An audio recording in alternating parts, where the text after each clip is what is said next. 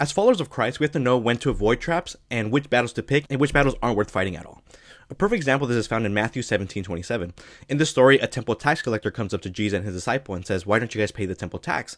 And Jesus basically says, "We're children of God, we don't have to pay the tax," but this is his response in Matthew 17:27. "But so that we may not cause offense, go to the lake and throw out your line. Take the first fish you catch, open its mouth, and you will find a 4 drachma coin. Take it and give it to them for your tax and mine." Jesus knew when to respect culture and when to go against it.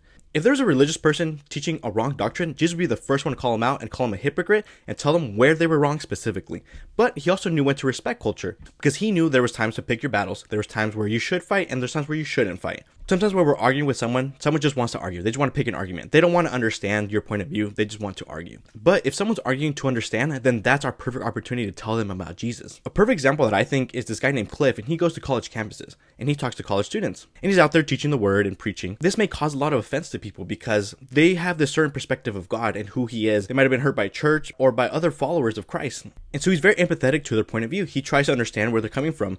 He doesn't back down. He doesn't crumble to the pressure, but he does defend God in a way where it's not offensive, where he is trying to understand their point of view. He is trying to show them a way. He's really gently trying to teach them.